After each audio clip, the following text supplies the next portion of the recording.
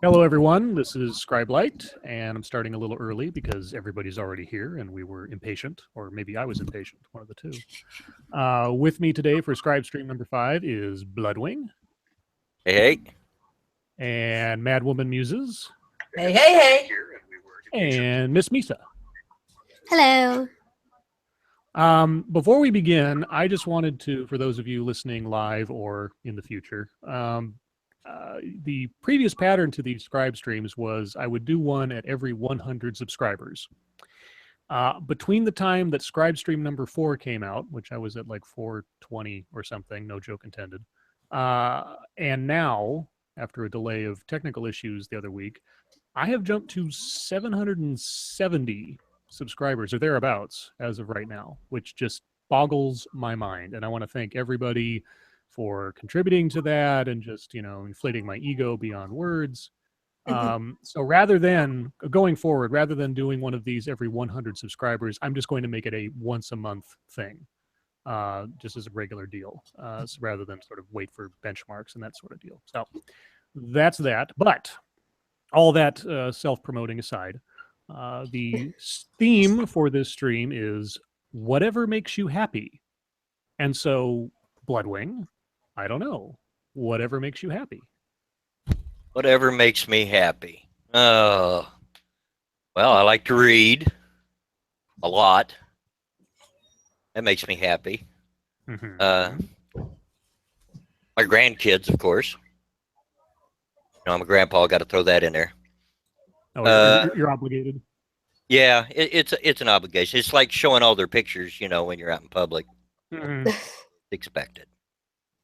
Let's see. Last night I had a guilty pleasure. I was watching Forensic Files. Oh, I love Forensic Files. It's like popcorn. It's like cotton candy. It's just filler food. Oh, I know. I sat down, clicked on it, and before I knew it, I was like through 5 or 6 episodes. Yeah, exactly. It's like Pringles.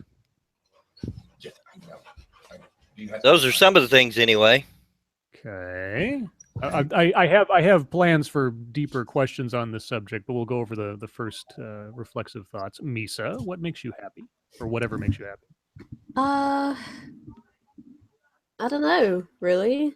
YouTube makes me happy. Oh no, I'm sorry. I don't know. I don't know. I just like relaxing and reading manga and reading in general, and I guess having a day to myself makes me happy. Because my life, my life isn't that stressful, but because I'm running around a lot and doing errands and doing uni work and normal work, just having a moment to myself to just do something useless, I guess that's what makes me happy. Does your art or doing drawing make you happy? Oh yeah, drawing does make me happy. It's like a nice stress reliever. But I've only just recently gotten back into it.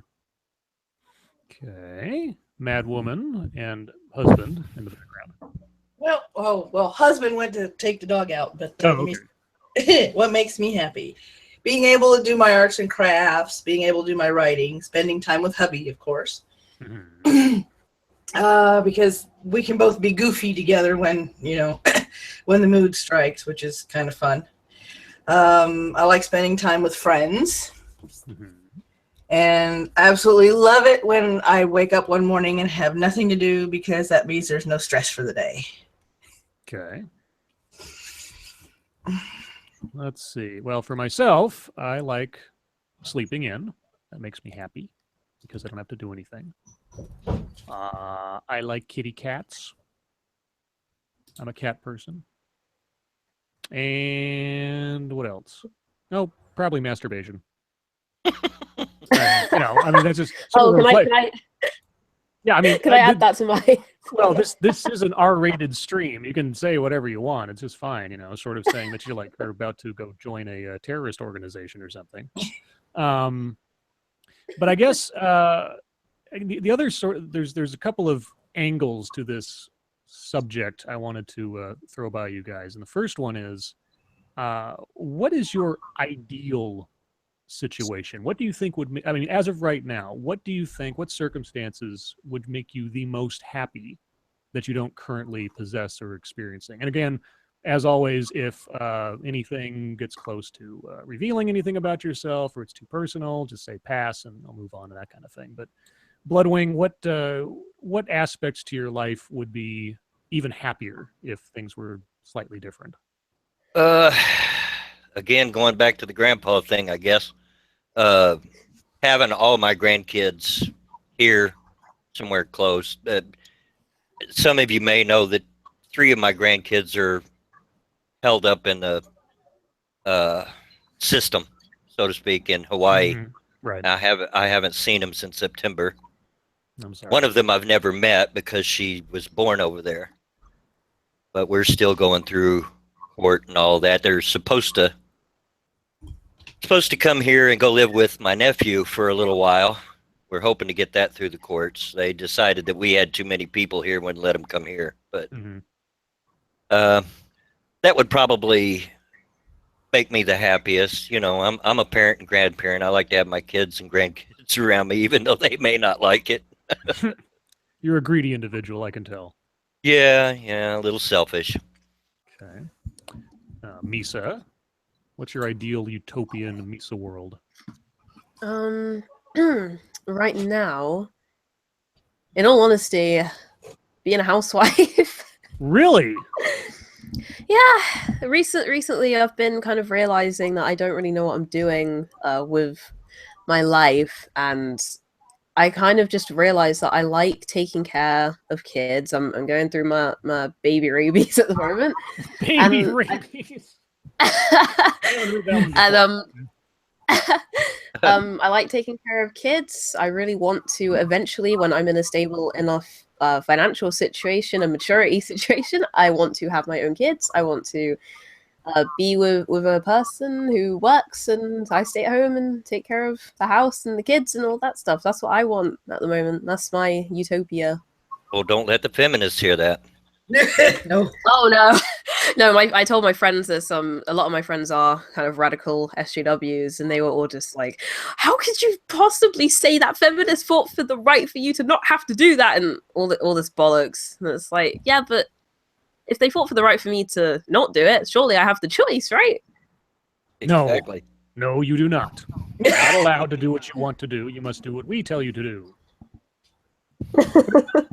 Well, that's interesting. I hadn't really envisioned you as a housewife, but I guess anything's possible. Well, ideally, I have a guy that I like, and ideally it will eventually be with him. And all right, fingers crossed. Yeah, fingers crossed. Just to the chat, a lot of people are asking, is this some kind of April Fool's joke? No. By the old tradition of April Fool's, at least where I live, April Fool's and the effects thereof ended at noon. So even though we started a little early, and it is not technically noon as of this moment that I am speaking, this is not an April Fool's joke. I don't know what that joke would be, even if it was. Like, surprise, we're going to talk about hippopotamuses or something. I don't know. So, anyway, that aside, I mean, maybe there'll be a joke in here. Maybe there'll be a joke hidden inside this stream that I'm already planning on. Maybe I'm lying. Maybe everybody here is in on it, and you just have to wait and see. I don't know. Dun, dun, dun. Dun, dun, dun. Madwoman, what is your happy ideal? To get into a comfortable place to live, to not have to worry about money, to be able to basically just work for myself, and for Ronan to be able to do what makes him happy, which is drive a big truck so I can hop in the truck every now and again and we can go across the country together, because that's how we got back together. And I absolutely loved that. And I would like to be able to do that again without having to worry about what bills need to be paid or if we're going to be able to eat tomorrow. Okay. Sounds ideal. Let's see. For myself, my own utopian ideal, short of like giving something away about myself that's super secret, like my shoe size. Well, let's see. Of course, like most people, just to be financially secure. I have very sort of like utilitarian hopes and dreams. Like I've never had and this is what separated myself from my sister, I think, is that she had a specific goal or direction in her career and life that she had in mind. And I never really did. I was always very abstract. I just thought, if I'm financially secure, then whatever else comes my way is whatever, no big deal. So not having a goal in mind also made it so I couldn't be disappointed in where I ended up, sort of. Like I missed the mark, or I didn't hit my my dream. But I'd like to. The way my job works, I'm kind of tied to the routine. It's a job that I have to do every day. I'm kind of slotted as the only guy that does what I do. Hopefully, it'll last because it's a steady job. It's a relatively stress-free job. But ultimately, I'd like to just be free to not work. I'm waiting for that gravy train of some kind to come in. But in the meantime, just kind of saving. And then I have no idea. I mean, I've ended up in so many weird places in my life so far, between jobs and like this YouTube now. I never would have thought I'd be doing this of all things and talking to all you guys. And this kind of makes me happy. This is a new experience. So in the grand scheme, I guess maybe just keep doing this until I get sick of it. And to stream with Monkey every night. Yeah, I've become his good friend. He calls me as Robin to his Batman, but I'm just a slave at this stage of the game. It's like Monkey's like, hey, ready to stream? Like, yes, Monkey. Whatever you say, Monkey. Whatever you say, Monkey. No, not like that at all. Actually, I'm really. It's really fun. I was telling. I've told Monkey a couple of times now. It's like we've got basically the Drive at 5 radio show, because we're every day practically. Yeah. We've got people waiting on us and like they're DMing me and saying, "Are you guys gonna stream tonight? Huh? Like, maybe it's up to him. I don't know. He's a cripple. Wait a minute. Gosh." He has to stumble from wherever he is to his computer and then sit down in agony for 2 hours. Come on. I enjoy them. I'll tell you that I enjoy it. I try to make any of them I can, but missed the last few because I was kind of sequestered myself to get that dang movie out. So. Oh, and by the way, for those of you that have not seen it yet, there's a link down in the video description. Go to Bloodwing's channel after the stream or something else and see his little movie, World War ZJW, which has audio cameos by a zillion YouTubers, famous and otherwise. Now, what did you use to make that, by the way? I remember there was this old game that like you could make your own little movies in. It was kind of like a SimCity kind of deal, but I don't know if that's what you used. Yeah, it's a 10-year-old game. It's just called The Movies. Well, I've got the expansions called Stunts and Effects. Aha. But yeah, it's just a 10-year-old game. It's the company's defunct now. Mm-hmm. But yeah, it's fairly easy to use, and you could do a whole lot with it, obviously, if you've seen it. But it's also kind of limited. Sure, I mean, if you've seen the scene with Big Red, I couldn't change your hair color, so I had to come up with some reason why it wasn't red. Oh, but yeah, I mean, just the amount of time and editing and everything else you put into it is just really, really impressive. And I'm blown away. And everybody should go take a look at it. I mean, yeah, it was really good. Yeah. Thanks, guys. Appreciate it. So then the other angle on this topic that I thought would be interesting to explore briefly. Imagine the phrase, whatever makes you happy, with a regretful sigh behind it. So what have you done on any regular basis or otherwise on behalf of someone else to make them happy? I guess that would have to be, I tried to start an herbal business out of the home with my second husband, and with his incessant griping, after about 3 years of trying to get it off the ground, and it was just starting to take off, wound up having to close it, pack everything up, and walk away from it. Just hear him stop griping about it. That's too bad. Was he happy for the sake of your sacrifice in the beginning, at least?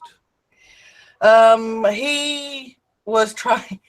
Honestly, he was trying to attribute the depression of me closing my business to PMS, so I don't think so. Oh, okay. Well, yes. That's that doesn't sound healthy. No. I wound up getting out of that situation because it was basically, it's boiling down to me waking up every morning going, what can I do today that he won't gripe about? And it was just a situation I didn't want to be in anymore. Yeah, that's not happy at all. See, I'm here to bring the audience both up and down. This is the manic depressive stream. This is the April Fool's joke. Now we're getting into the bipolar serious. edition. Yeah. Bloodwing, anytime that you've gone along to get along? Got along to get along. Yeah, and I guess we're still going on the depressing tip. Everybody's probably aware of my marital status at the moment. And so that pretty much, I mean, we still live here in the same house. If you don't know, my wife came to me on January 2nd and said she wanted a divorce after 34 years. Basically, she's tired of taking care of a crippled old man. Is what it boils down to. Right. But we still live here in the same house, but we try our best to just get along because we're not the only ones here. And Misa?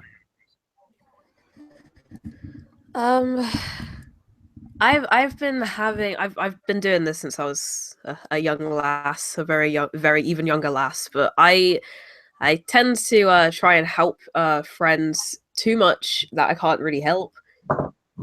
And recently, because obviously I've been making loads of friends on the YouTubes. I've been trying to help certain friends. Because some friends that I've got on YouTube are like, oh my god, no one likes me. Wah. And I've been spending hours of my time just trying to keep them calm and chill and stuff. No. And it's kind of like, it's getting to that point where it's like, personal counselor. like just, guys, I've got my own stuff going on. Can you please just calm down, please? Yeah, I had I had a friend back in college, and every possible disaster you could think of happened to this friend of mine. And it wasn't even one of those things where like they were just being a drama queen and inviting it on themselves. I mean, they were legitimate things that happened: health problems, car accidents, financial things, left, right, and center. And it was just like every possible horrific thing, branch, she fell down that tree and hit every branch on the way down. And even though they were all relative, I mean, most of them were legitimate sort of like out of the blue tragedy or difficulties or something.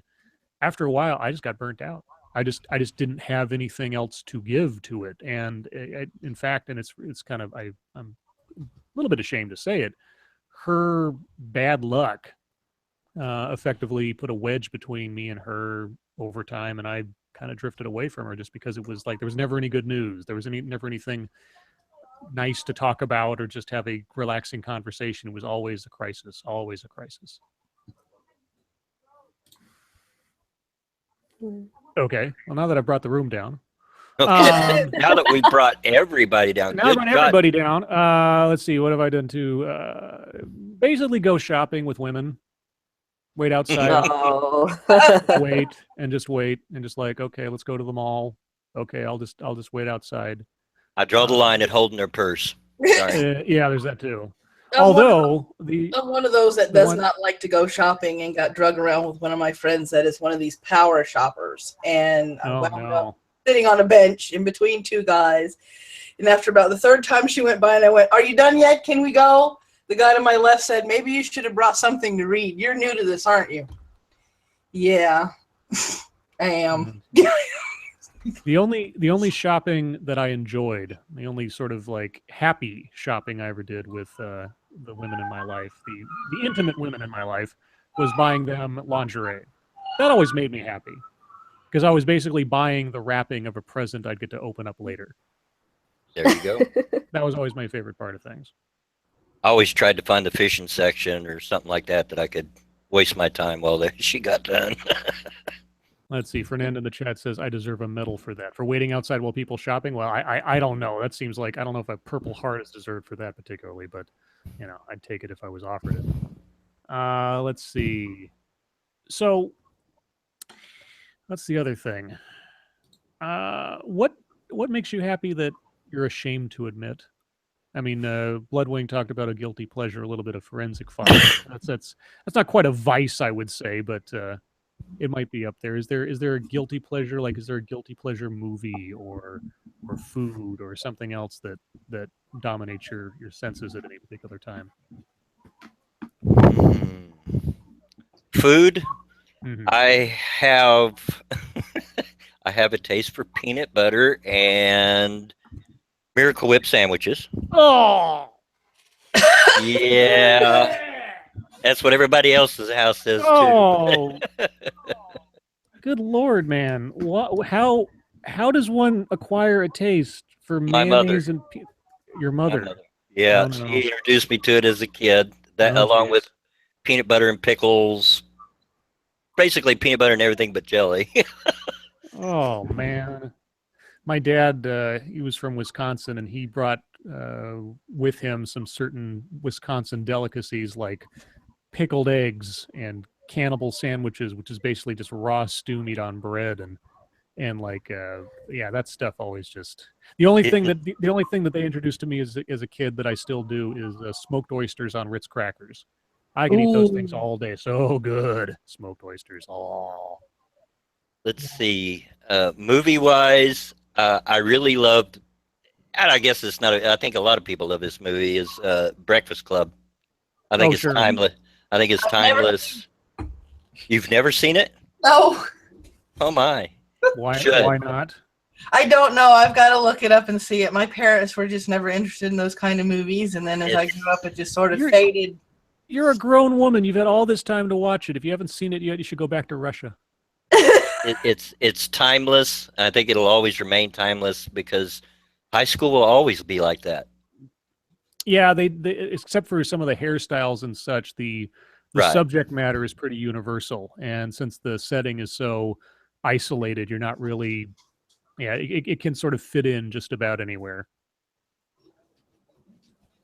Misa, you have any guilty pleasure? I'm sure you have some guilty pleasures because you like to draw interesting things. So I can't imagine what you're thinking. And show them on Bear Stream and try to get it shut down. Yeah. I'm sorry about that. I was very high on medication because I'm sick. My main guilty pleasure is going to sound surprisingly innocent for me, but if you guys follow me on Twitter, you'll probably have seen it. I really like being patted on the head and told that I'm being good. Oh. Like that is it's something really odd that no one ever does, but when someone does eventually do it, because I tell them that I like it if I achieve something, when it happens, I'm like, hee. So you like literally being patted on the head. Yeah. Oh, that's kinky. That's that's like my main guilty pleasure. I don't know. Everything else is just I like hentai. I like tentacle porn. I like being choked. It's just Yeah, it doesn't sound regular like stuff. it doesn't sound like guilty pleasures though. It's like that. This is just part of who I am. Right. Patting I on used the to feel head though. guilty about Now, it. Patting on the head. I'm just the opposite. I have trouble with people patting me on the back or giving me compliments. It makes me feel uncomfortable. Always has. yeah, I have a hard time taking compliments. Is there just to be an armchair psychologist for a moment? Is there a reason why being patted on the head specifically is such a happy thing? I actually don't know. Oh, okay. I think maybe it's because growing up, I was the one out of my siblings that was clearly going to do something like in terms of like uni and education and all that. So I got pushed a lot, but I didn't get like praised for it. Oh, okay. They were just like expecting me to do well. So if I did well, they'd be like, "Oh, okay, cool." So now if I achieve anything and I get praised for it, it's just like, "Yay!" Okay, so explicit affirmation makes you happy. Yeah. Okay, not implicit. Okay. Mad Woman. Let me see. Guilty Guilty pleasure. Mm-hmm. Food. Growing up in a Cuban household, the weirdest combination that my mother introduced me to that I actually like to this day is the can of tuna with black beans and rice. Okay. Just like Weird. raw, like not cooked or anything? No, you just open up the can of tuna and that's just leftover black beans and rice and you mix it all together in a bowl and it's actually tastes a whole lot better than it sounds. Well, to me anyway. I hope so. let me see. Guilty pleasure isn't much a movie, but TV shows. I like going back and watching the old sitcoms like Barney Miller and Oh, geez. The Facts of Life and Different Strokes, because I think that was a better era of sitcoms than the sitcoms that are out today. Probably because they weren't so policed by and cheese. I mean, there's some exceptions, I think, in the last several years, but yeah, the old ones had some, you know, like there was a little bit of grit to them for some reason, like WKRP in Cincinnati. It had really good music and also had some pretty, I mean, today you wouldn't see that show be made at all because of the edginess and sort of the jokes and the humor and such wouldn't be acceptable today, which is kind of weird. You wouldn't, like with Barney Miller, there would be no way they could actually do one of my favorite episodes was when Wojo brought, unbeknownst to him, hashish brownies to the precinct, and everybody got high on them, including Fish. Oh, I remember that episode. Yeah. Of course you do. Fish, and I can't ever remember Ron White's character's name. They brought in this guy, and they said, look, just get me away from the old guy, because Fish, who had all these medical conditions on hashish, wasn't feeling a thing, and he jumped from building to building to get this guy and bring him into the precinct, which I thought was absolutely hilarious. And then he said he wanted to bring some of the brownies home to his wife. Oh, jeez. Let's see. We got in the chat, Lucky Pop-Tart says, I sit with my grandmother and watch little kids' movies. Okay. Joys of Sorrow says, Chico and the Man. Holy. Boy. Is that a show you watch, Joys, or is that just a show you know of? Let's see. What else we got? Freddie Prinze. Man, that's old. Oh, yeah, Freddie Prinze. There is one movie I could probably sit and watch every day of the week, and that's Miyazaki's Howl's Moving Castle. That is my favorite movie. Yeah. We mentioned, I mentioned that the other night. I forget, I think it was in SDA's stream. We're talking about anime briefly, and we talked about Howl's Moving Castle. We talked about that.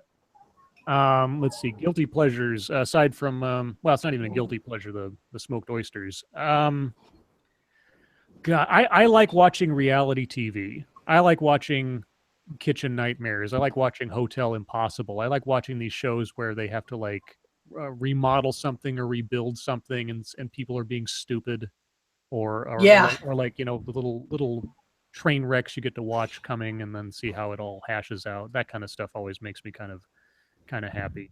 Yeah. The what now? Ramsey can be ruthless. I like the British series rather than the American version, because the British series felt more documentarian and not so much like a music video or some kind of cheese. So the other guilty pleasure I have, and this moves into angle number 3. How many angles are there, guys? Can you guess? I don't know. So one of my sort of like reflexive pleasures that can be guilty depending on the circumstances is Schadenfreude. And for those of you that don't know what Schadenfreude is, that is essentially taking pleasure in someone else's misfortunes. Though I have specific code when it comes to my enjoyable Schadenfreude, but is that something you can relate to, Bloodwing? Yeah. I mean, I was just sitting here thinking, you and I share a kind of guilty pleasure. I heard you talk about on a stream once. I'm fascinated by serial killers. Okay. And, you know, and that has a lot to do with the suffering of others. I'm just fascinated with what makes them tick and how they're all share that one thing, but they're all different. But you're not taking pleasure in like their victims suffering. I'm not. Oh, okay, just making sure. I don't know. I mean, if you do, that's fine. I mean, no crime to it, technically. If we're talking like Jackass kind of thing, that was never me. Oh, yeah, okay. But do I enjoy the occasional video of some kid falling off their bike or something? Sure. Okay. Who doesn't? Misa? Yes? Do you take pleasure in other people's misfortunes? No, I don't. Okay. I'm one of those people. I have to really despise someone to enjoy watching them suffer. Even people that I really just dislike. I just if something bad happens to them, I'm still like, oh man, I should probably help them out. That's not good. You're just too I don't know. nice. I'm not too nice.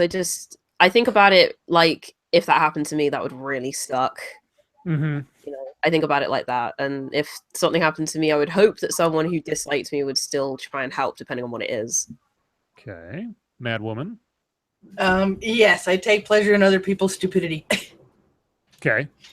It kind of makes me, when I see somebody fall off a bicycle or, accidentally pratfall, it just makes me absolutely crack up laughing. And I love watching bloopers. That stuff's funny too.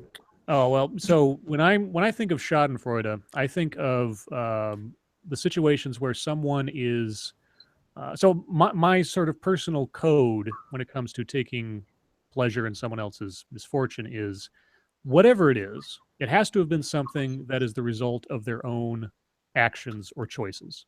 I only really take pleasure in something like that when they are, as the phrase goes, hoisted upon their own petard. That they are the root of their own downfall. Because like even if somebody that I don't like, if they're a tree falls on their car, that's not anything that comes about from them having done something to themselves or made a choice or been caught in their own hypocrisy or something. That's just fate, and that's not anything that I find pleasurable in any particular way. But if somebody it's like those politicians that go on and on about the sanctity of the family, yada yada yada, and then they're caught in a snorting cocaine off of a guy's ass crack or something in a bath, that kind of thing. And it's like, okay, well, then you kind of deserve it. You kind of earned it. That's the kind of Schadenfreude that I enjoy, I suppose. But then I'm a sadistic guy. Le Nuggets says, Scribelight, it's in our nature to feel a release of endorphins when someone else gets hurt or has misfortunes that isn't our own, as it brings what was it? Light to our fortunes. Light to our fortunes. Yeah, this is also true. I mean, like that was always my excuse for watching Jerry Springer. If I could see all these crazy people doing crazy things and having these completely screwed up lives, I could say to myself, at least I'm not like that. And then I turned 18. and I did some pretty stupid things thereafter. See, I don't watch Jerry Springer because it reminds me too much of my family. No. I'm sorry. I mean, I could be related to probably 90% of them yahoos on there. Yeah, I got to imagine that the popularity of that show and shows like it is basically just, it's sort of like going to the carnival and just looking at the freak show. As if they could get away with freak shows these days, unless it's like Jim Rose Circus Show or something. Yeah. I mean, is that really where happiness is, or how we define it by looking at the misery of others and like relating it to ourselves? Now we've gotten deep, guys. See, it wasn't just surface stuff. I promised it was going to get deep. Is this part of the joke? Are we going to get philosophical now? Is it going to become like a lesson? I think it that probably it's... depends on... Oh. Sorry. Go ahead, Miss. No, go ahead, Miss. Ladies first. We're chivalrous. I was just going to say, it probably depends on the individual, because the way that I measure happiness is just how... It depends, because the things that make me happy are very simple and there's stuff to do with just me. I don't think about anyone else when I'm doing things that make me happy. But for other people, I know that I've got a friend who a lot of the stuff that makes her happy is based on other people suffering. So I guess it just kind of depends on the individual, maybe. Bloodwing? I think superficially, yes. I mean, on a superficial level, that, looking at other people's suffering, if you will, makes you happy, would be happiness. But I think, and this is my own philosophy, mind you, trigger warning, I think true happiness is where you just learn to be happy with whatever your situation is. You learn to be happy within it, no matter what. Mad Woman? To a degree. I mean, it does. I mean, when you're looking at other people's misery, especially people that you in some way have deemed untouchable, like, like Charlie Sheen, who had a fall. I kind of got a kick out of that. O.J. Simpson's fall. These people that that you can't affect their lives in any way, that put themselves up on this, I am great, and then you see them fall flat on their face. Yes, there is a bit of pleasure there. There's a bit of, okay, they're human. And, you know, and they had to do something like this in order to prove to everybody that they're like everybody else. They're just getting overpaid for what they do. On the other hand, finding happiness in simple things is a whole lot easier to do than waiting for somebody to fall flat on their face after they have been riding high for years. Oh, I didn't necessarily mean to keep dwelling on the Schadenfreude aspect of it. It's a matter of, you know, seeing, like, you know, it's like the starving kids in China kind of thing, you know, as compared to what your situation is. Be glad you have that gruel in front of you because there are starving kids in China. Yeah. The other thing, and conversely to that idea of like observing other people's suffering sort of defines what makes you happy or something. Could it also be part, or maybe bigger part of the case, that seeing what other people have that you do not defines what you think might make you happy? Because I mean, it seems to be a common trait that when you're single and alone, if you see people who are happy and together, you have a jealous / regretful / wishful sort of reaction to that. Like, maybe that would make me happy or make my life better, that kind of thing. I'm sure that everybody probably goes through that at some point or another in their lives, you know, where they look at others, and it probably can form what we believe is happiness. Unfortunately, I think those kind of people, if that's what you base your entire happiness on, you're in for a downfall. My son-in-law was one of those people, the one that just left, that the grass was always greener somewhere, and consequently, he was always dragging my daughter and their kids around to everywhere all over the map, chasing one pipe dream after the other, which was just turned out to be bunk. Mm-hmm. Never happy.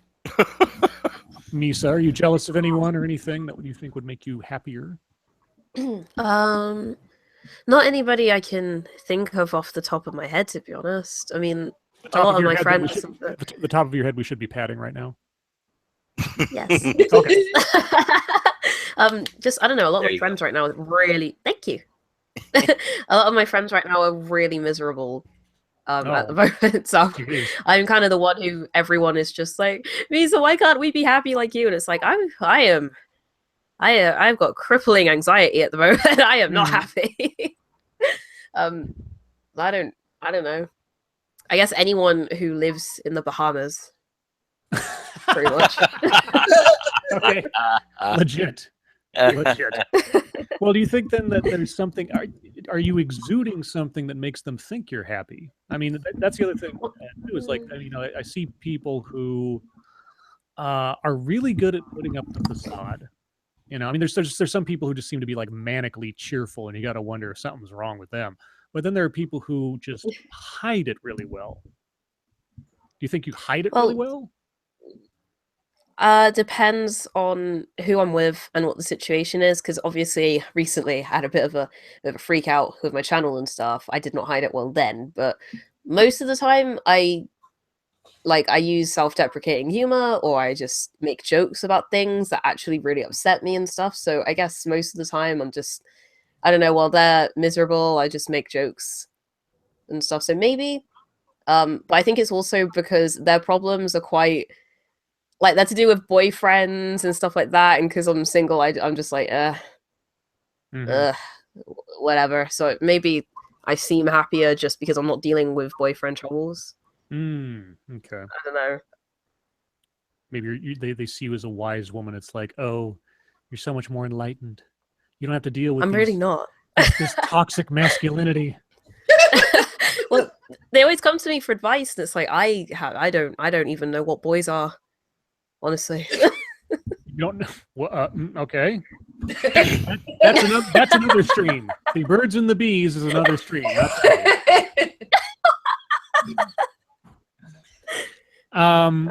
Okay. Well, sorry. Go ahead. I was just going to say, good grief. Muse has never seen Breakfast Club, and Misa don't know what boys are. My goodness, where are the parents failing? I don't know where I find you people.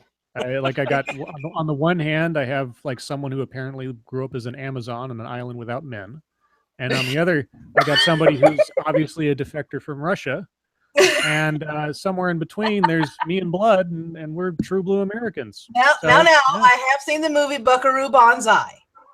Oh What my is the gosh. what is the subtitle to that movie? I can't remember. Across the Eighth Dimension. And what was the sequel that was never made? Buckaroo Banzai versus the World Crime League. Jeez Louise. Go back to Russian. Hey, at least I saw it. Man, I've seen you know, all Mel Brooks movies. I wish they would make that movie today. I wish they get all the original cast back together, just pretend like nothing happened because Jeff Goldblum's still alive. Just get everybody together and make the World Crime League movie like nothing ever happened. It'd be amazing. I'd love it. But Look, I've seen Attack of the Killer Tomatoes, and I've seen all the Toxic Avenger movies. It'd have to be better than Iron Fist, huh, Scribe? okay. I'm sorry. I did for those listening, I did a whole ranting stream about Marvel Netflix things, and one particularly long segment about Iron Fist. You can go watch that on my library. And as a sneak preview, I will be probably doing another ranting stream tomorrow morning. It won't be about Marvel, not directly anyway, but you'll just have to wait and see on that one. And he and I talked about it quite a bit on Twitter. So. Oh yeah, I mean, I basically live streamed or live blogged about it as I was watching it, and it was just anyway. But anyway, back to the topic somewhat. Given the date, given the traditions that fall on this day usually, what's the best joke you ever pulled on someone, whether it went well or not? Blood. My goodness. I'm trying to think. I grew up with a practical joker. My dad was the biggest practical joker ever. But probably a trick I pulled on my wife years and years and years ago. She's one of these people that kind of picky about what she eats. And I'm not very unpicky. And I had gotten a lot of deer meat from somebody. They had killed a deer, killed a deer, and gave me a lot of it. And I had a lot of ground deer. We went camping, which I used to do a lot in those days, and was frying hamburgers over the open fire and all the things you do when you camp. And she's all, oh my goodness, this is the best hamburger I've ever ate in my life. It's so, very little grease, and it just tastes so good and everything. And I let her go on till she about had 2/3 of it eaten. Said, "You know what you're eating?" "No, what?" "You're eating Bambi." She threw it all up. Oh. Oh. That's awesome. Yeah. I think the best joke I've ever played on somebody was actually a group effort at a party. There was this guy that had this eye on this girl, and she was a joker, and she was acting like she didn't want anything to do with him the whole party. And when he finally passed out, she took her top off, she laid next to him on the couch, and we took a picture of it. Uh-oh. And so the next a couple of days later, when we all got back together, we showed him the picture, and he goes, "What happened, guys? Because I don't remember." Oh, we had him going for a week. We had him going for a week, wondering if he did anything with her because he couldn't remember because he blacked out and he passed out, or if nothing happened. Because we're like, dude, all we know is she had a smile on her face the next morning. Man, can somebody tell me what happened? The whole week we had him going. Oh boy. Misa? I don't actually pull practical jokes on other people, to be honest. I'm pretty boring. You gotta stop being so nice. It's not that. It's just my friends are the ones that do it, and I'm just stood there like, guys, this probably isn't a good idea. And they're just like, shut up, Misa. Well, you're that guy. Have you ever been the victim of a practical joke that went well or otherwise? No, not really. I always thought I was a very paranoid kid, so I always thought that if people were being nice to me at school, it was because they were playing a joke on me, but no one actually does, to be honest. Like my siblings, they don't do the practical joke thing. They just do the whole like, "Oh, Misa's smelly," kind of stuff. So, or they used to. The only one that comes to mind, I'm sure I've done others, but at one point I planned this out at least a couple days in advance. And it wasn't like a April Fool's thing, but my friends and my family knew I was having some drama at work. And so maybe 2 days ahead of time, I said, "Oh, there's some big meeting scheduled for Wednesday or whatever it was." And I let them know this, like in person and on Facebook and all that kind of stuff. And then on that was Monday, and then on Tuesday, I'm like, "The meeting's coming. Everything's really weird here at the office. I don't know what's going on." And then on Wednesday, I stayed off of social media and didn't talk to anybody for all day, just all day, which at the time was kind of weird for me. And then late in the evening, just around the time that I usually get off work, I put onto Facebook, "Anybody help me find a job?" And like everybody freaked, like, "What? Oh no! Oh no! What happened? What happened? What happened? What happened?" Like, "Oh God!" And I drug it out for about a couple hours, and I was like, "No, I'm just kidding." Like, "Oh, you bastard! You jerk!"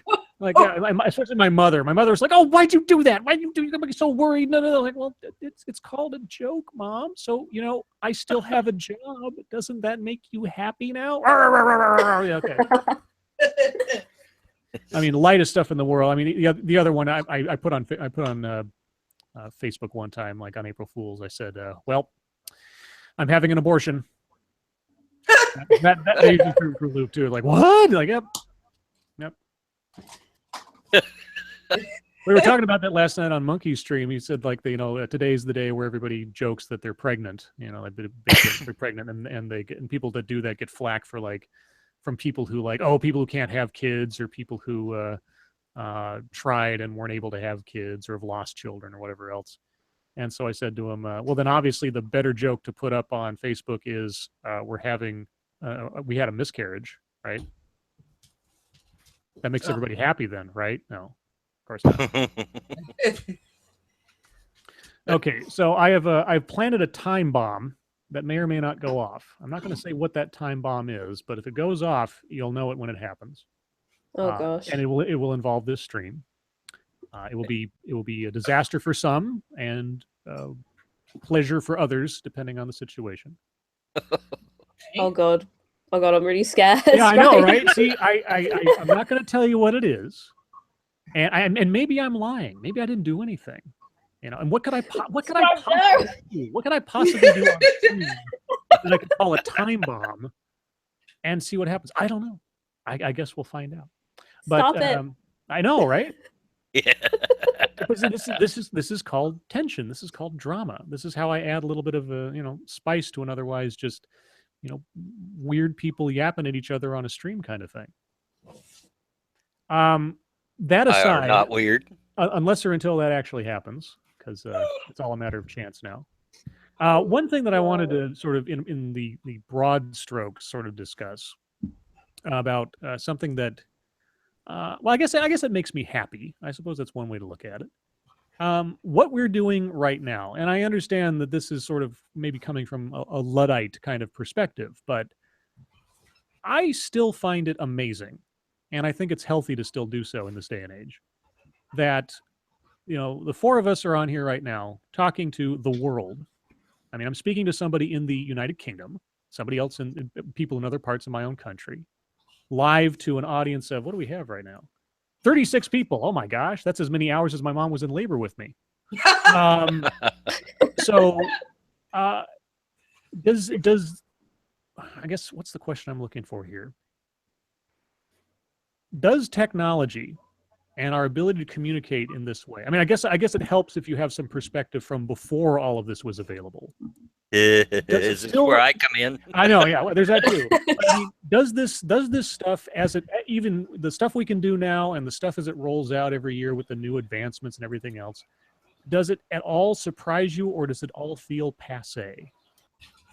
Now, Bloodwing, I know you're going to have. I kind of know what you're going to say, because I mean, you were there when they invented the wheel, so that's everything is a miracle. But Misa, being the youngest among us, as far as I can tell, does the magic of the modern day at all still, surprise you, make you happy, amaze you, or is it just all just par for the course by now?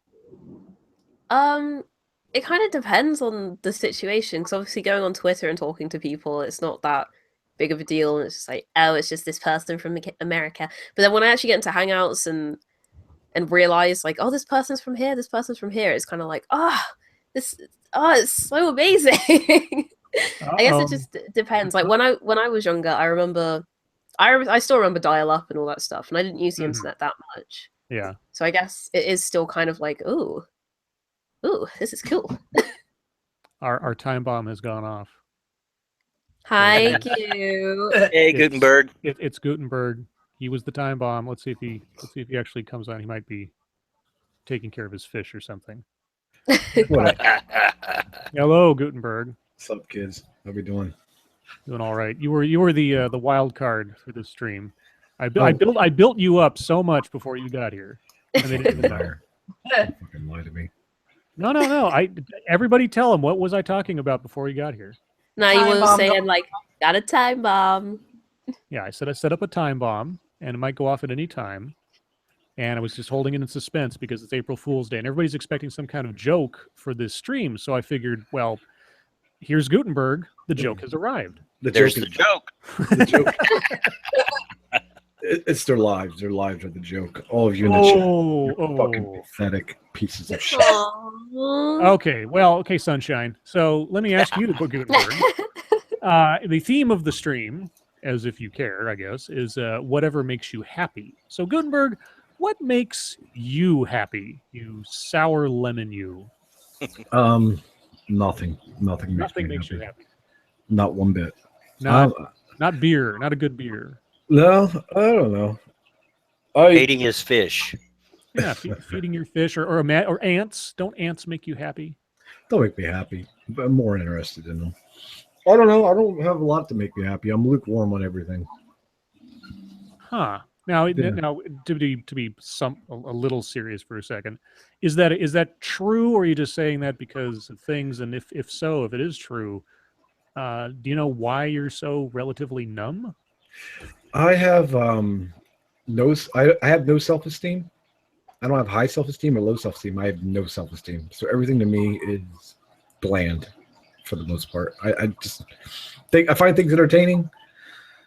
But as far as that fun level, when I see other people having fun or the level of enjoyment they seem to be having, I don't have that. I just have, this is interesting. More of a pragmatic look at life than anything else. So you're a Philadelphian Vulcan. I don't know what that means, but sure. Oh, okay. Well, the nerds in the chat will know what that means. Is that some faggy Star Wars reference? I don't know. No, it's a faggy Star Trek reference. Okay. You were close. You were close. It's all right. I prefer Star Trek over Star Wars, but come on. Okay, well, you are a communist. It's okay.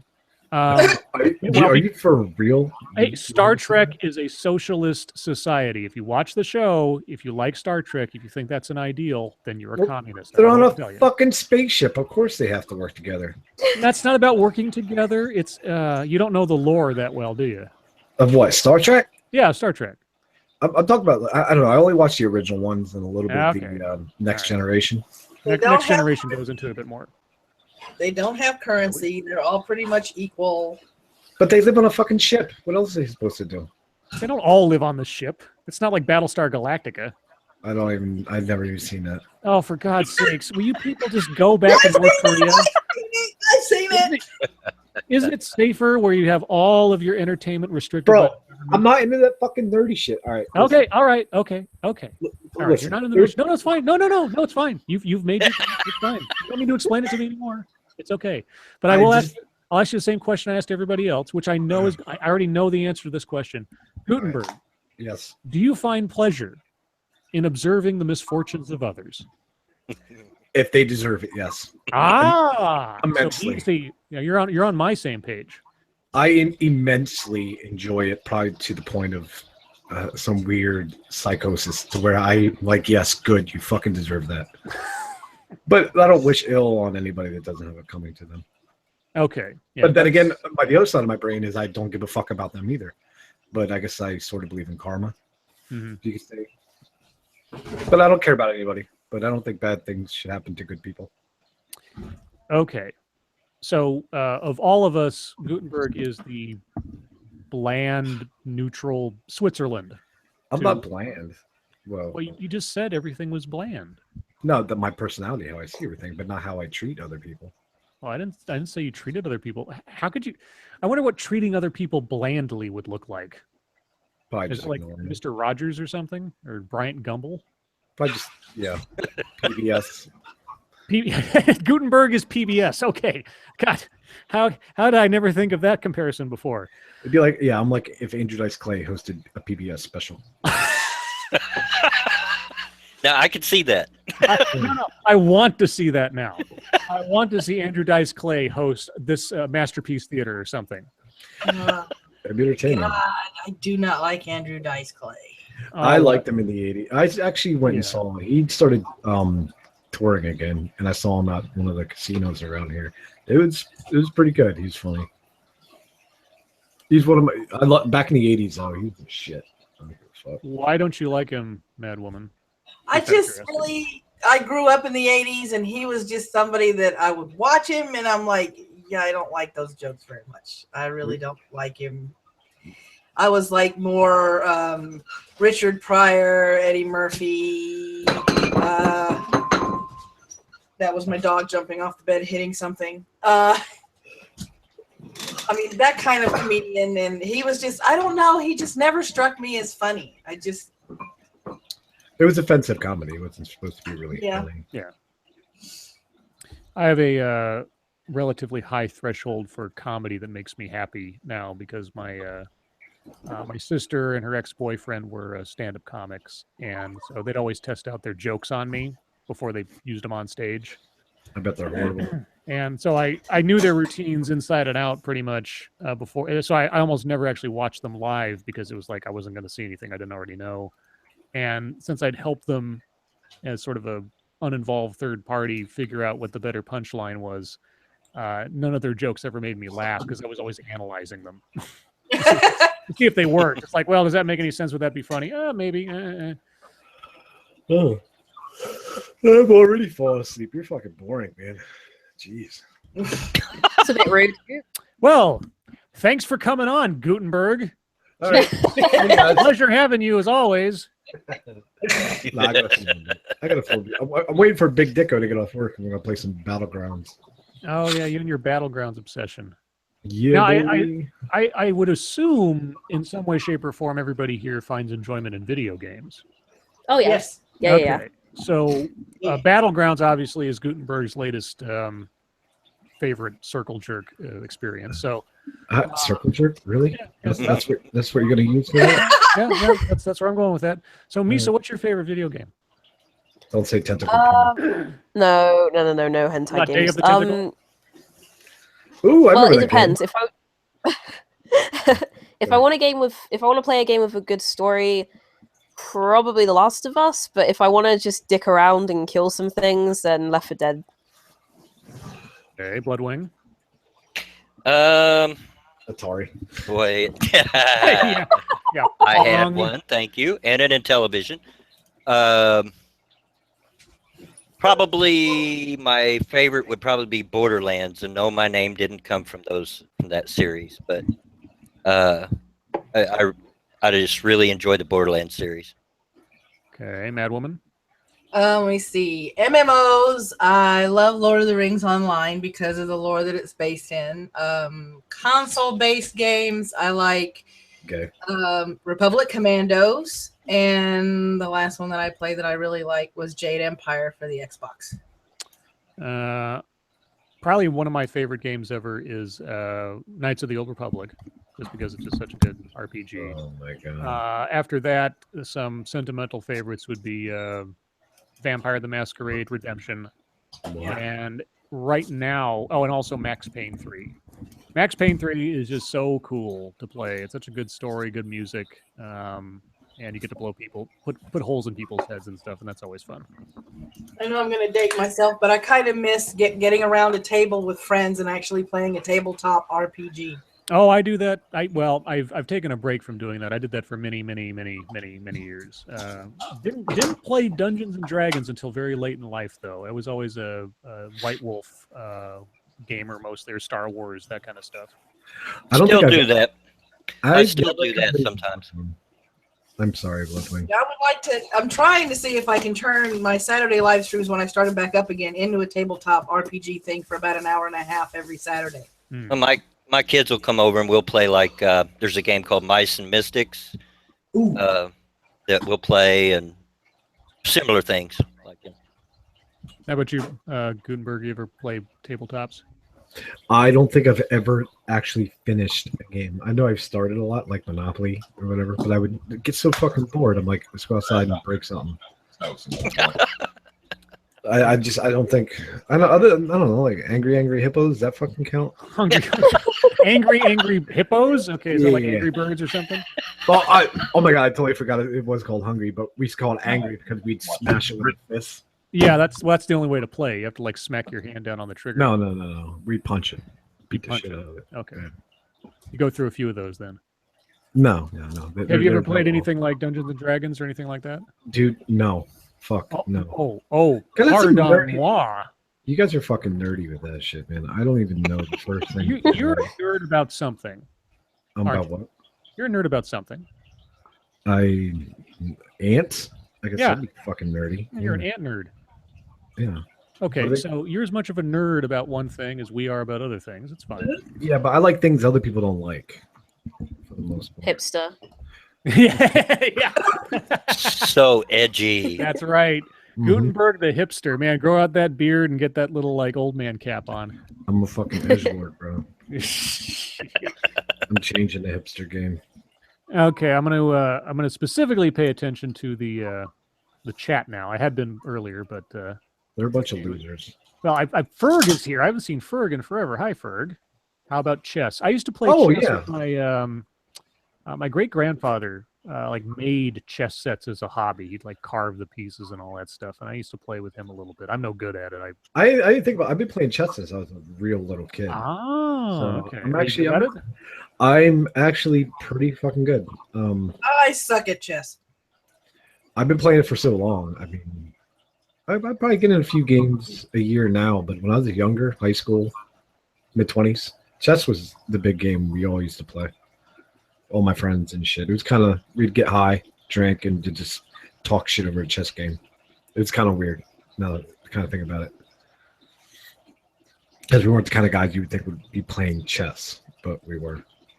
Let's see. Floggy in the chat says, Bloodwing, what's your favorite Gene Roddenberry creation? Just answer. Yeah, is DS9. Even though that happened after he died, it was Yeah. based on his universe. But that's DS9's probably my favorite. Yeah, that was probably the I mean, aside from Next Gen, was probably the most, after the first couple seasons at least, the most consistently good series. And Who's Roddenberry again? Gene Roddenberry is the guy who created Star Trek. Oh, okay. Oh, okay. That's why I know the name. Yeah. Did you guys see that documentary on the guy that played fucking Spock? Leonard Nimoy. Yeah. The documentary about him. I haven't seen it. I know of it. I don't know if anybody else here has seen it. I've got it earmarked to watch on Netflix, but I haven't watched it yet. It's really good. Surprisingly, really good. Just if anybody wants to check that out. Okay, so chat, what makes you happy? And or what's the best April Fool's joke you've ever had pulled on you or pulled yourself? Or what's an instance where you've seen someone falter in some way that you took some entertainment from? I'll put those all out there so we can get some variety of answers. Oh, fapping. Okay, thanks for that's what, yeah. I said now. I already We've mentioned, already discussed that. yeah, we discussed that here at the top of the stream. I mentioned masturbation because all these guys were talking about like reasonable things, and I was like, well, geez, what about jerking off? Pop-Tart, in regards to games, if we had the money, the means, and the place, we'd probably have a basement with a pool table and at least 5 pinball games. Amanda, those are massively different questions because I know the attention span of my audience. So I just want to make sure there's plenty out there so that if one doesn't snap to their brain, then something else will. Yeah, they're all Love you fat. guys. Really do. Love you guys. Yeah, your subscribers are shit, dude. Mine are not. Thank you very much. Mine are very nice and they're also very informative and funny too. They are not. They're losers. Except Dicky Balls. I don't know how often Dick Balls actually comments on my videos. I mean, I see him in chat plenty, but Yeah, Dick Balls is a monster. cooking makes Pop-Tart happy. I hope it's not just like putting Pop-Tarts in a toaster. Cooking. There's my admission for the day. I am an addict to pinball games, and I miss the fact that I can. Oh yeah, there's very few arcades left. Yeah, I know. Yeah, because of everything else on consoles now. I remember the Addams Family pinball game and the Jurassic Park one, and there was all those other really old classics that were really good. Play the Dukes of Hazzard one at one point. You can get virtual pinball machines now off of like Steam and stuff. I've got a couple. I got like the Doctor Strange and the Star Wars and some other. Do you remember when Mortal Kombat came out? And Oh yeah. And yeah, at arcades there'd be lines of people fucking playing. We're talking about pinball machines now. Now you're in my ballywick. Well, you and Mad Woman then are in the same boat then. I've been gaming since they had flippers and silver balls, and they'll have to pry my controller out of my hand when I die. So yeah, I remember Mortal Kombat when that came out. Walking up to a pinball machine, putting your coins in, and just hitting those buttons and making those flippers turn and hearing all the noises. I mean, the virtual ones are good, but a real pinball game, I could play that thing for hours. I spent a good part of the 70s in one arcade or another. Why weren't you fucking? What are you I was doing pinball? that too. No. Gutenberg, back in seriously, man, that was a great place to pick up easy ladies. Yeah, before AIDS. Before AIDS. Back then, AIDS was a diet candy. I'm not lying. Oh, that's right. I remember seeing the ad for that. AYDS. Mm-hmm. That was it. It's such a weird commercial to see now. Let's see. What was it? Somebody else said my favorite was the Demolition Man pinball machine. I remember that one. I played that one at the arcade. Yeah, but when Mortal Kombat came out, like when it first came out, there was, and this is before the internet, so, or at least as far as the internet as we know it. So at the arcade near me, I would go down there after school, and there would be like a crowd surrounding the machine while the two top guys would be playing against each other, and each one of them had a printout taped to the side of the machine, and none of it. I mean, at the time, I had no idea what the stuff was like. What is that? And it was all the secret moves and stuff that they had downloaded from this thing called a message board or whatever. It's like, what's that? You know, and so they had all the secrets and stuff, and so they knew how to like do all the secret moves and do all the fatalities and all this other stuff. Like, oh, and they were like gods on earth at that time because it was so cool. Yeah, I wound up buying and here's something that's going to date me, the Electronic Gaming Monthly magazine that had all the moves for the game for Mortal Kombat. Mm-hmm. And I studied that sucker, and the next time I walked into an arcade, I picked Scorpion and pretty much wrecked quite a few people until somebody pulled out Raiden, and I hadn't studied him as much. Raiden. Let's see.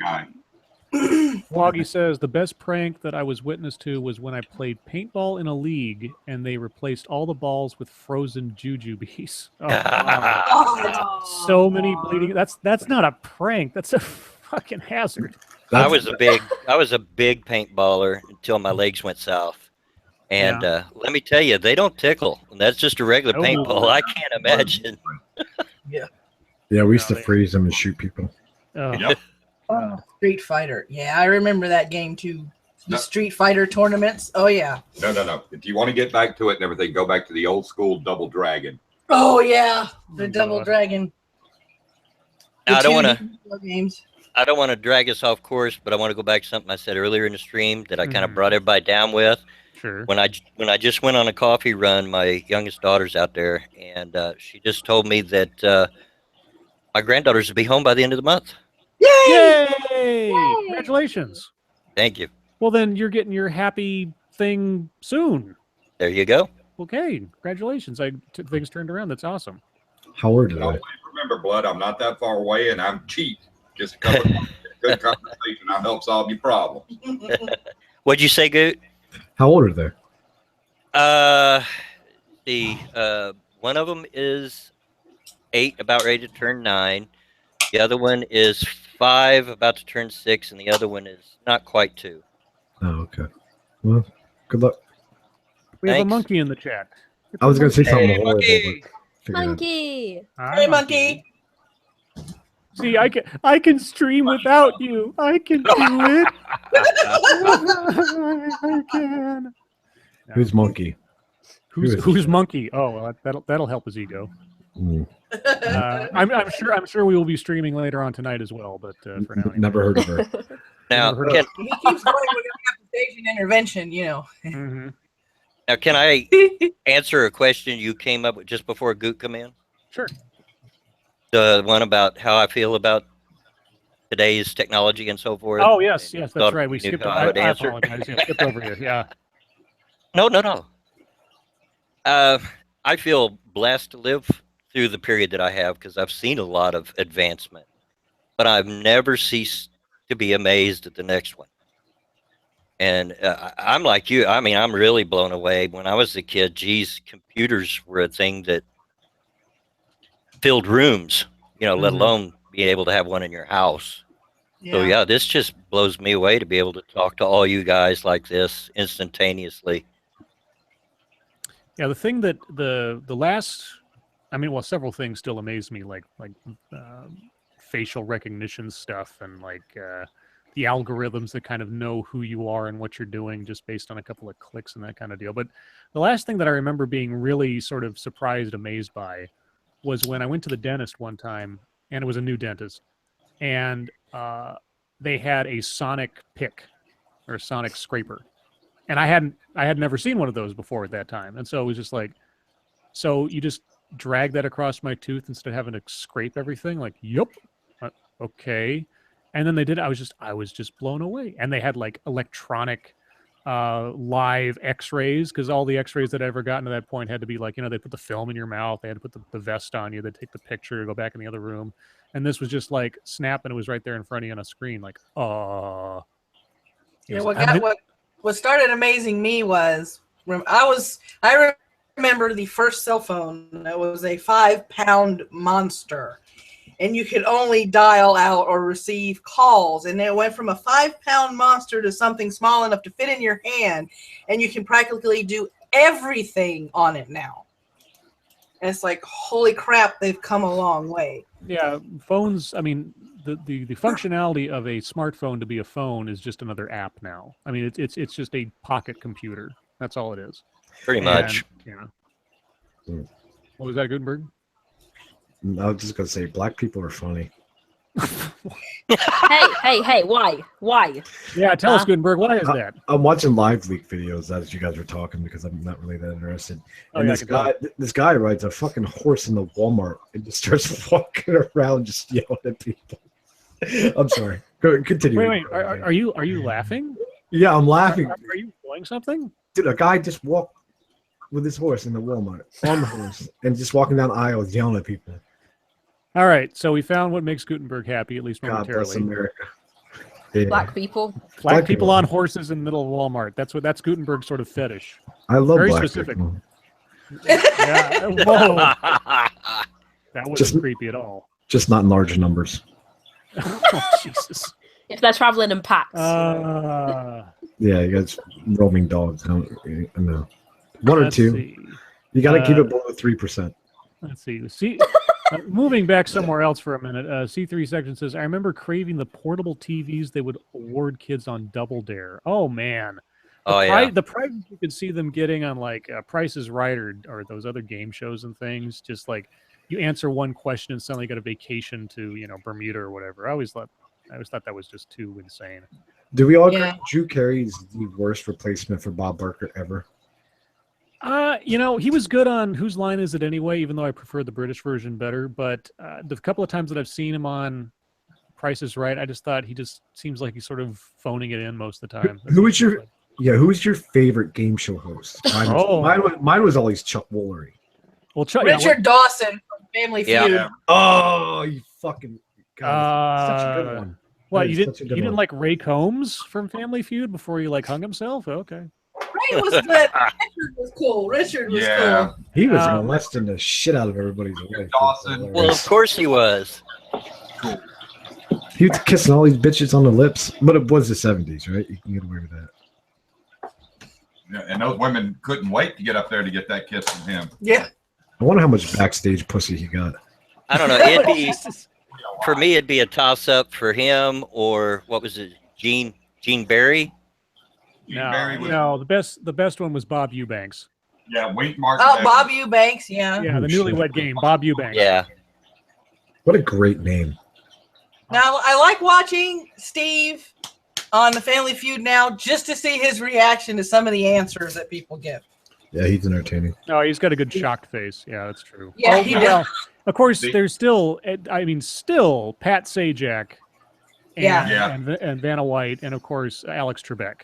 They Those have guys are great, still on the air. how do they all have such awesome fucking names? It's like Pat Sounds Sajak, like Alex fun. Trebek. I don't know. It's just the Alex Trebek. damn you, Trebek. Thought See, out French. yeah. Chuck Woolery. Come on. Chuck Woolery, Bob Eubanks. Yeah, Yeah. Great names. Great American names. it's just Sajak. Yeah, that's totally American name. Yeah, that's totally American. Right. Scandinavian, but Yeah, and Alex Trebek is Canadian, if I'm not mistaken. Yeah. So. Yeah. He is. All right, you guys gonna shit over my joke? Yeah, that's right. Yes. That's right. April Fools. I always hated April Fools. What was the point of it, and where did it ever come from? Oh, you Yeah. want to know the history of April Fools? Oh, I can. find Yeah, it. yeah. Hold on. In 10 seconds or less, please, because I don't want you to do like 20 minutes. 10 seconds 10 less. seconds or less. Or his ADD kicks in. No, before I fall asleep. Okay. The one sentence explanation is the custom of setting aside a day for playing games of harmless or playing harmless pranks upon one's neighbor is recognized everywhere. Some precursors of April Fool's Day include Roman festival Hilaria, of course, hilarious and such. So, anyway, it pretty much came about as sort of like a tradition in a magazine, Harper's Weekly, and So then they sort of like The popularized Romans started it. Romans started it, spread it to Europe. yeah, it's an evolution of some traditions from ancient Rome and onward. Yeah, I thought it would have had pagan origins. pagan. Well, I mean, Rome wasn't exactly Christian all the time, so No, but I mean northern Scandinavian pagan style religion. I thought it had something to do with that. it's got to be Aryan or nothing else, huh? No, I just would assume playing jokes, kind of Yeah. like the joke we pulled on the Indians and whatnot. Oh God! Kind of just taking their shit. Oh no! Come on. Here's a Good question time. from the chat. Three Good section time. asked, "Do you think YouTube and Instagram and these memes made something like the Gong Show obsolete?" Absolutely. Well, Well, yeah. I mean, there's a lot of it's hard to beat what you can find on the internet for free than waiting once a week to see what's on something like the Gong Show or some kind of like somebody gets up on stage and humiliates themselves kind of deal. I just Like don't the think unknown Generation comic. X appreciated it. What now? I don't know. I just think they're tacky and corny, and they were seen as our parent shows. To be honest. Sorry, I'm still watching live leak videos. Go ahead. I can tell. Yeah. You know what Well- the word problem is? Tailed Featured isn't in the chat, so he can try and make him read the Braveheart speech again. I know. God. No, that's for his feed. I'm not going to do Braveheart on my stream. I'm sorry. That's somebody That'll else's. forever be immortalized on YouTube. Thank Yeah. God. Thank God. Oh yeah, I meant to ask Misa, what was it like? As far as I knew, was it the first time that you and Tailed had been in the same room together, kind of thing? Yeah, it was fun. You know, we went around my area and hung out and stuff. It was good. Your area, eh? Shut up. All right. Okay. Literally, everyone just keeps asking, like, "Did you two fuck?" Like, no. Oh my God. Does he look like a pasty fucking Scotsman? Does he look like how everybody thinks he looks? He actually doesn't at all. He kind of looks like a normal British guy, to be honest. Not really Scottish. A normal British guy. What does like that mean? Piers Morgan type guy. So his teeth are in all directions of the compass. Ha. Is that Very, all very Vader? There's only a few like British stereotypes that we Americans get to like keep harping on, and that's one of them. Yeah, Yeah, like the teeth. 4 o'clock, everybody stop everything because it's time for tea. Oh, teeth. For fuck's sake. You know what? I'm gonna admit this, and I'm gonna sound pretty dumb, but I always considered England a part of Europe until I've been harshly corrected a few times after hanging out with a few Brits. It is an island after all. Yeah, I understand that, but I consider it a part of Europe. Well, you're wrong. Well, is Hawaii a part of America? Huh? Is Hawaii a part of America? No, It's an not. island. Yeah. Is it a part of America? No. No, it's an island. Is it a part of America? It's a It's state. an island unto itself, henceforth the name the United Kingdom. I mean, it's one of our white patriarchal colonies. Yes. See, now you're just skirting around to just prove me wrong. As far as I'm concerned, Misa, you're part of Europe. Okay, Not, well, not I after don't really care. Brexit. Oh yeah, that's true. Going. I mean, officially I'm not really speaking, into it's the pretty much out the meetings door at and that stuff. point.